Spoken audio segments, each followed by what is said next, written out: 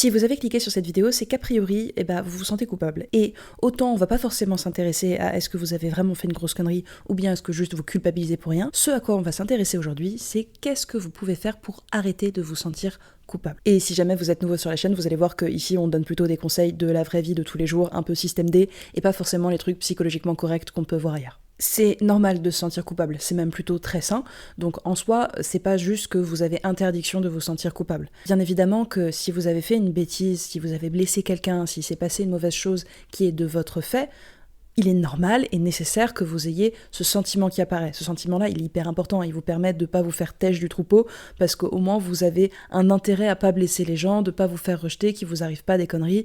Et le fait que ce sentiment arrive là, il vous permet d'éviter de refaire la bêtise. Donc, on va pas bloquer l'apparition du sentiment de culpabilité.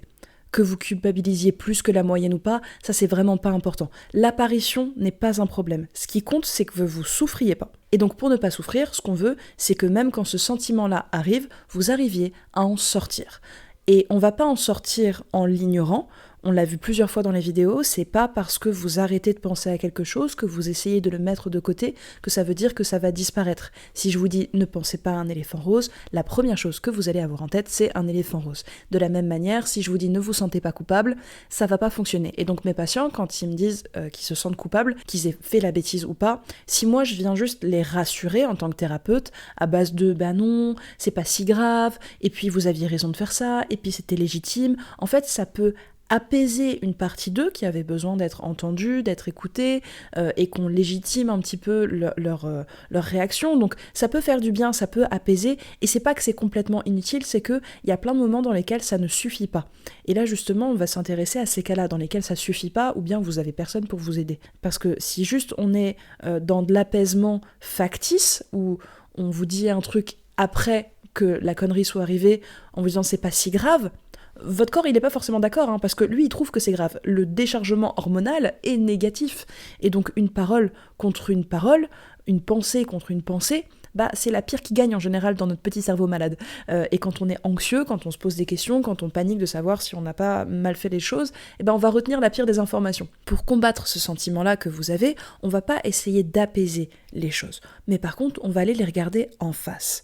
Donc, ce n'est pas « je mets ma culpabilité de côté », c'est je vais aller creuser ce qu'il y a dedans.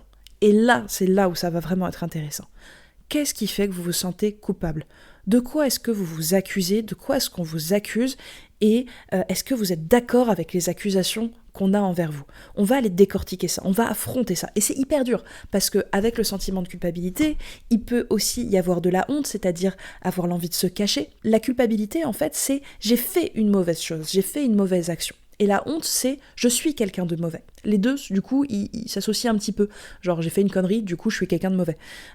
Et quand vous êtes du coup là-dedans, votre premier réflexe, souvent, c'est d'avoir envie de passer à autre chose, de vous justifier, d'essayer de vous trouver des excuses pour ce que vous avez fait. Et ça a tendance à remonter le sentiment de culpabilité dans votre tête. Encore une fois, que vous ayez vraiment fait quelque chose de grave ou pas. C'est pas l'objet d'aujourd'hui. Si vous êtes attaqué par ce sentiment-là, que vous n'arrivez effectivement pas à le faire juste partir, à juste passer à autre chose, c'est qu'il va falloir aller le creuser. Pour aller le creuser, on va se poser vraiment ces questions-là dont je vous ai parlé, c'est-à-dire qu'est-ce qui s'est passé et qui a été de mon fait ? En quoi est-ce que j'ai aggravé la situation ?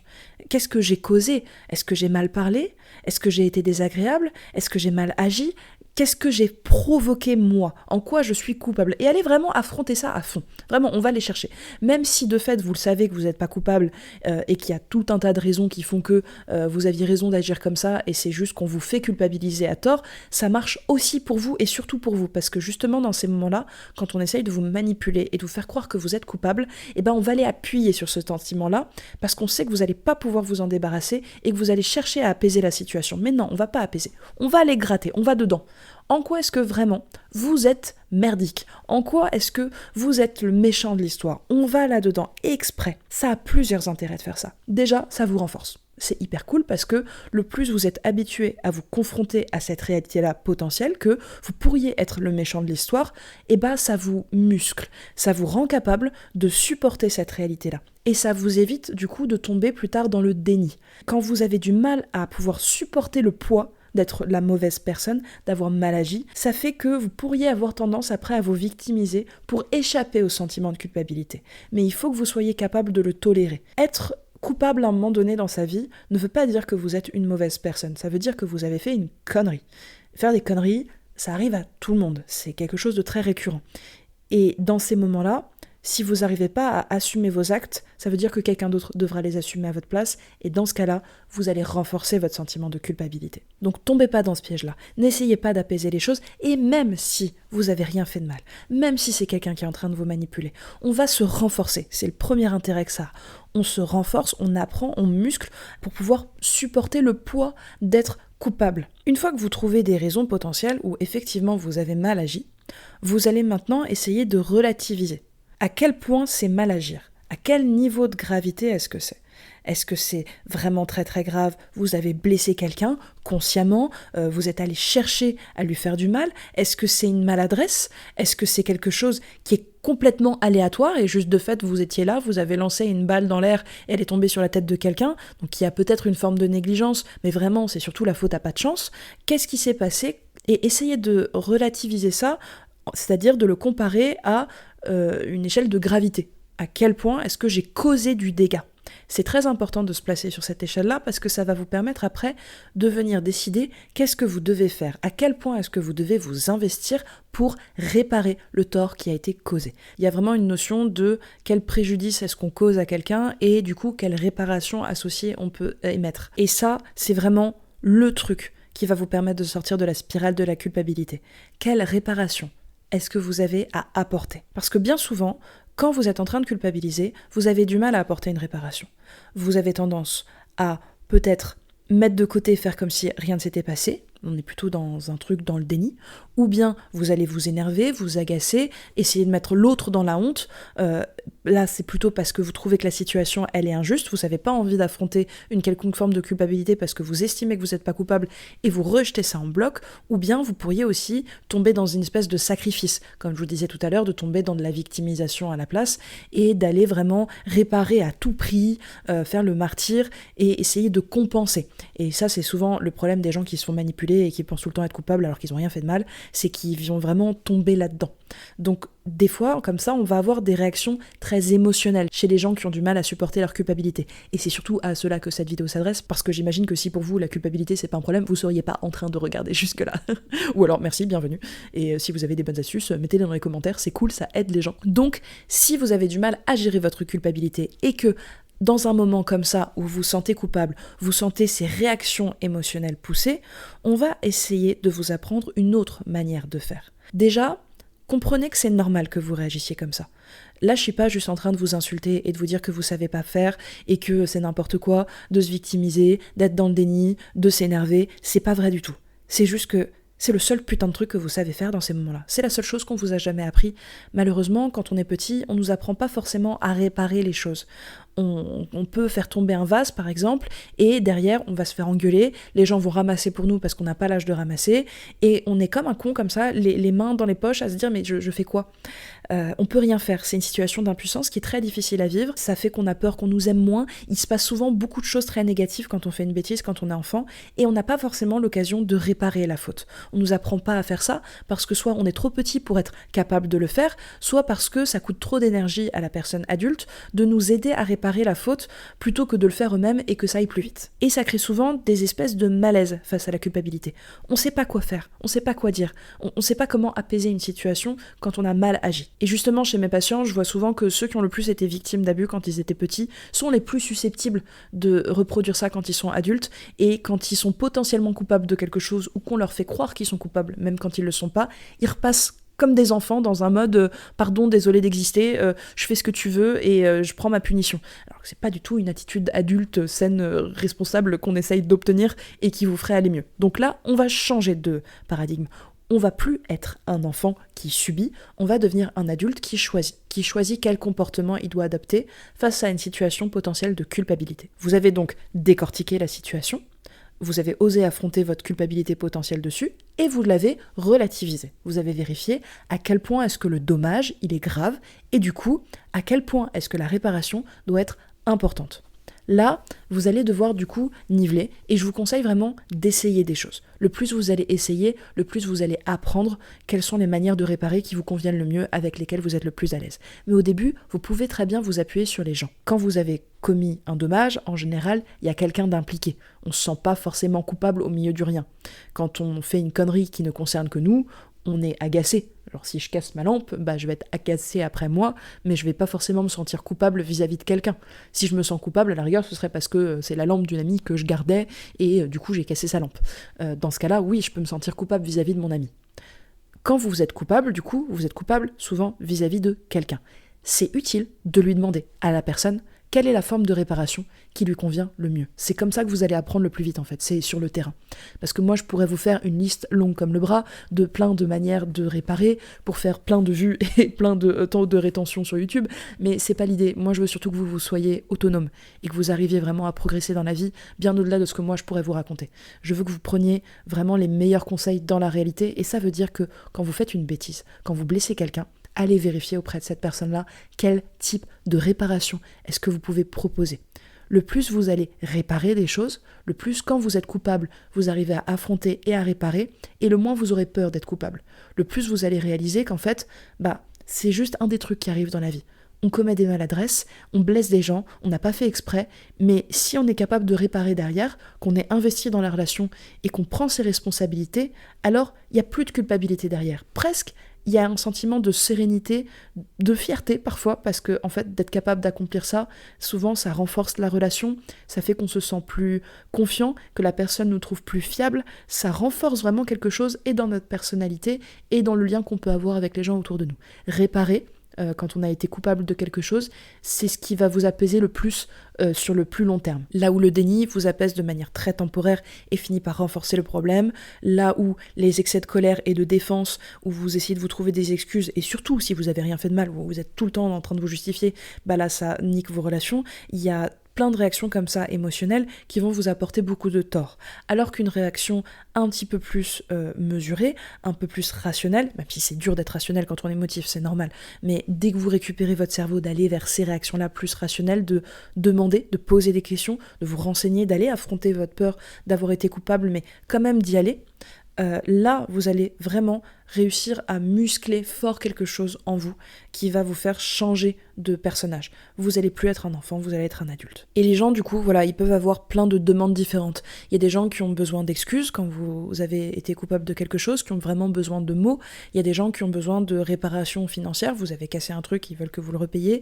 Il y a des gens qui ont besoin que vous leur prouviez quelque chose, c'est que si vous avez agi comme ça, ils estiment que ça veut dire quelque chose, que ça veut dire que vous tenez pas à eux, que vous les respectez pas, que ceci, que cela. Ils font une association entre votre comportement et ce que ça doit vouloir dire de ce que vous pensez. Et dans ce cas-là, ils peuvent avoir besoin de preuves que vous pensez le contraire. Et ces personnes-là, souvent, sont les plus à même de vous dire quel est le comportement qu'ils veulent à la place. Essayez d'avoir vraiment la curiosité, de poser des questions, d'aller chercher ces réponses-là. Ça va être très apaisant pour la personne en face de vous qui est blessée, parce qu'elle voit que plutôt que de vous intéresser à vous et des excuses que vous cherchez à vous trouver, vous vous ouvrez, vous allez vers elle, chercher les réponses, vous avez cette curiosité-là, cette attention-là, et rien que ça, en fait, ça apaise quelque chose dans la dynamique. La personne coupable, elle se planque en général. Elle baisse la tête. Là, vous n'allez pas baisser la tête. Vous allez aller droit vers le problème. Vous allez rester digne. Il n'y a pas besoin de vous planquer quand vous avez fait une connerie. Il y a besoin d'affronter. Il y a besoin d'être froid. Ça, c'est votre fardeau quand vous êtes coupable. C'est que comme vous avez commis la connerie, vous allez supporter le poids de la gêne et de la difficulté qui doit être traversée dans la relation suite à la connerie que vous avez faite. Ça, c'est votre fardeau. Donc si vous avez vraiment fait une connerie, que vous, en y réfléchissant, vous estimez qu'effectivement, votre comportement n'était pas ajusté, vous avez apporté ça. Maintenant, si vous n'avez pas fait de connerie, si juste on est en train de vous manipuler, vous réalisez qu'en fait, dans vos actions, il n'y avait rien qu'on peut estimer vraiment coupable. La personne a mal pris des choses et elle en a fait toute une histoire, mais votre comportement n'était pas mauvais, vous n'avez pas mal agi, vous n'avez pas mal parlé. Et vous voyez donc qu'il y a quelque chose de pas très aligné. Dans ces cas-là, on va démarrer de la même manière. On va être curieux et on va faire développer la personne. on va lui poser des questions sur qu'est-ce qui fait que pour elle, c'est une mauvaise action ou pas une mauvaise action. Si vous voyez que tout ce qu'elle vous raconte, c'est vraiment très très subjectif et que même elle se contredit dans ce qu'elle raconte, vous allez vous rendre compte que c'est pas légitime et vous allez réussir à apaiser votre culpabilité avec ça, en réalisant que ce qu'on est en train de vous faire croire, c'est pas vrai. Là, c'est vraiment quand vous sentez que c'est pas que vous avez mal agi, ça peut être une bonne idée d'aller confirmer ça en vérifiant qu'effectivement la personne qui vous fait croire que vous êtes coupable n'est pas fiable, que ce qu'elle vous raconte n'est pas vrai. Vous pouvez aussi prendre des avis différents, demander à d'autres personnes ce qu'elles en pensent, aller vraiment vers des personnes où vous avez l'impression qu'elles sont capables d'être honnêtes avec vous, qu'elles ne vont pas vous brosser dans le sens du poil, et même dites-leur, là j'ai vraiment besoin que tu m'aides à cerner le bien du mal. C'est que voilà, si je suis coupable, autant que je le sache et que je répare, mais si je le suis pas, il vaut mieux que je m'en rende compte aussi. Si effectivement vous avez tous ces indices là qui vous permettent de réaliser que vous culpabilisiez parce que vous êtes sensible à ça, mais qu'en fait vous n'êtes pas coupable, alors dans ce cas-là, vous allez avoir besoin de rétablir aussi la situation. Parce que comme je vous l'ai dit tout à l'heure, une pensée contre une pensée, c'est la pire qui gagne. Une pensée contre une action, c'est la réalité qui gagne. C'est vraiment l'action, c'est le concret, le tangible. Donc on va aller rétablir les choses dans le tangible. Et dans ces moments-là, c'est hyper utile pour les gens qui sont sensibles à ça de venir verbaliser, de venir poser, non pas dans le cadre d'une discussion, mais comme une affirmation face à cette personne-là qui est en train de vous manipuler. Écoute, tu m'accuses de ça. En réalité, ce que j'ai fait, c'est ça. Et c'est pas quelque chose dont je dois être coupable. Et vous pouvez tout à fait être désolé envers quelqu'un qui vive mal quelque chose. Vous pouvez éprouver une forme de regret pour elle, tout comme on dit à quelqu'un « je suis désolé » quand quelqu'un est décédé. On n'est pas vraiment désolé parce qu'on est coupable, mais on est navré que la personne traverse quelque chose de difficile. Vous aurez le droit d'avoir ce comportement-là face à cette personne-là, mais vous n'aurez pas à présenter des excuses pour quelque chose que vous n'avez pas commis. Et en fait, vous, de replacer cette limite-là à l'oral de manière explicite, ça va vous être très utile. Encore une fois, c'est pas une discussion. C'est pas est-ce que la personne elle va être d'accord avec les limites. Vous essayez pas de la convaincre. Vous le posez pour que vous arriviez à sentir qu'il y a un point final à cette histoire-là. Vous êtes venu tracer ce trait-là, cette limite-là, et ensuite vous prenez vos petites jambes et vous partez. Parce qu'une relation dans laquelle quelqu'un vous fait culpabiliser, surtout si c'est régulier, c'est pas une bonne relation. Si on reprend mon histoire de balle, vous étiez en train de jouer au badminton et il y a un coup de vent qui emporte votre volant qui tombe sur la tête de quelqu'un, il y a une part de responsabilité parce que vous étiez en train de jouer au badminton, mais vous n'êtes pas responsable du vent. La personne qui se prend le volant dans la tête, elle peut avoir plusieurs types de réactions. Il peut y avoir plein de réactions a priori normales qu'on voit tous les jours, c'est « ah mince alors » et puis elle vous rend votre volant et c'est terminé. Il y a des gens qui vont avoir vraiment mal, ils sont blessés, ils sont pas contents, mais ils sont pas en furie contre vous. Par contre, ils veulent bien apprécier que la responsabilité civile que vous avez paye le coût des soins médicaux. Et il va y avoir des gens qui vont en faire un scandale, qui vont tomber dans le drama. La réaction de la personne, vous voyez, elle peut complètement varier alors que votre responsabilité à vous est la même. Et en fait, ça vous permet de voir ça dans la vie. Quelles sont les personnes que vous avez envie de garder dans votre vie ? Est-ce que vous voulez garder des gens qui vont surréagir, qui vont vous rendre coupable de tout, qui vont vous faire croire que vous êtes une mauvaise personne parce qu'il y a eu un coup de vent ? Ou est-ce que vous avez envie de garder avec vous dans votre vie des gens qui peuvent être blessés, mais qui vont chercher à être constructifs, qui vont pas forcément, bien évidemment, faire les victimes et nier complètement que vous leur avez fait du mal. Non, on veut des gens qui sont capables de dire « aïe » quand vous avez fait du mal, mais qui vont pas vous enfoncer pour autant, qui vont chercher la réparation la plus juste possible. Et dans ces cas-là, oui, cette personne-là, elle peut rester dans votre vie. Donc ça va vous permettre à vous, qui vous sentez coupable quand vous avez rien fait, de pas vous faire avaler par les histoires que vous racontent les autres. On vérifie si le niveau de gravité, il est vraiment là, et quel est le type de réparation associé. Si vous avez du mal, vous, à sortir de ce nuage-là, allez prendre des avis auprès de gens que vous estimez vraiment capables de vous répondre de manière objective, pour sortir du film que vous avez avec la personne, parce que c'est normal que quand on a un lien avec quelqu'un, on soit très influençable. Le plus il y a d'influences différentes, le plus on se rapproche un petit peu plus de quelque chose d'objectif.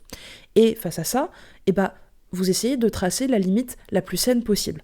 C'est une affirmation, ça n'est pas une discussion. Vous venez poser les choses pour fermer, vous, la boucle à l'intérieur de vous. Et cette personne-là, si jamais elle oriente vers quelque chose de constructif, bien évidemment, suivez-la, c'est super, ça permet de renforcer la relation, et il n'y a que des bonnes choses qui se passent derrière.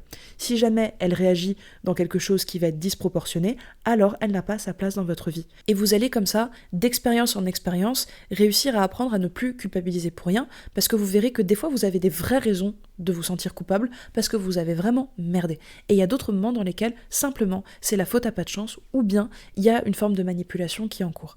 Et votre réaction, elle doit être ajustée à ça. Le plus vous vivez des expériences dans la vie et le plus vous essayez vraiment de repérer votre culpabilité réelle dedans, le plus vous allez être capable de savoir est-ce que vous êtes coupable ou pas et quelle est la meilleure réaction à avoir face à ça. Vous allez vous sentir moins coupable si vous réagissez mieux face à la culpabilité. Et comme je vous le disais depuis le début, ne manquez pas une seule occasion d'affronter votre culpabilité, d'aller vraiment vers ça, de vous dire « c'est en train de monter en moi, ok, j'y vais ». Je ne fuis pas ce sentiment-là, je vais prendre les enseignements qu'il peut y avoir dedans. Globalement, en fait, c'est un peu la même chose pour tous les sentiments désagréables. Je voudrais que vous essayiez de développer une attitude de type « j'ai peur, mais j'y vais ». Et en fait, même plus j'ai peur, plus il faut que j'apprenne à y aller. Parce que sinon, votre peur, votre anxiété va venir dicter tous vos comportements dans la vie. Vous risquez de vous mettre à éviter des choses. Et le plus vous évitez quelque chose qui vous fait peur, le plus vous risquez d'avoir peur de cette chose-là. Et elle va venir engloutir votre vie. Elle va venir parasiter tous les bons moments que vous pourriez passer. Tout comme par exemple quelqu'un qui a peur des gens, de la foule, va éviter les lieux publics de plus en plus et à force de les éviter, perd l'habitude et est très vite surstimulé et se met à faire des crises d'angoisse qu'il ne faisait pas avant, mais juste parce qu'il a évité un maximum de fois les situations sociales. À la place, le plus c'est difficile pour vous le social, le plus il faut y aller. On peut y aller tout doucement, en faisant un petit escalier de progrès, en mettant les brassards au début, mais le plus j'ai peur, le plus ça veut dire qu'il faut que j'y aille, que ce soit tout seul ou accompagné. Là, je vous donne des conseils où j'essaye que ça marche pour un maximum de personnes, mais ça reste quand même quelque chose d'un petit peu abstrait. Si vous avez besoin d'être accompagné, vous, dans votre situation particulière, où vous vous sentez coupable, et que j'ai pas donné la réponse exacte à cette vidéo, n'hésitez pas justement à vous faire accompagner, que ce soit par moi ou par quelqu'un d'autre, bien évidemment, mais d'aller vraiment avoir un avis extérieur, avoir un accompagnement, un soutien pour explorer cette notion-là, si jamais vous êtes souvent coincé dedans, et trouver tout plein de méthodes pour réussir à vous extirper de ce sentiment gluant qu'est la culpabilité. Et si vous voulez approfondir un petit peu plus ce sujet de la culpabilité-là, de qu'est-ce que je fais quand j'ai merdé, peut-être que ça pourrait vous intéresser la vidéo sur comment s'excuser. Donc je sais pas si je dois montrer ici ou là, mais quelque part ici, j'afficherai l'affiche de cette vidéo en question. Donc n'hésitez pas à aller la regarder, je pense que ça peut vraiment venir compléter ce qu'on a dit là. Et en attendant, je vous remercie d'avoir regardé cette vidéo jusqu'au bout, et puis je vous dis à tantôt pour la prochaine. En vrai, parler de culpabilité, de trucs comme ça me fait me dire que peut-être qu'il faudrait que je vous fasse une vidéo sur tout ce qui est manipulation, comment pas vous faire arnaquer par les gens toxiques, que ce soit vos parents, parce que ça, je crois que je passe les 3/4 de mes séances avec mes patients à en parler, ou les amis, ou les amoureux, ou tout ça. Si jamais ça vous intéresse, n'hésitez pas à me le mettre dans les commentaires, en vrai, ça peut être un sujet.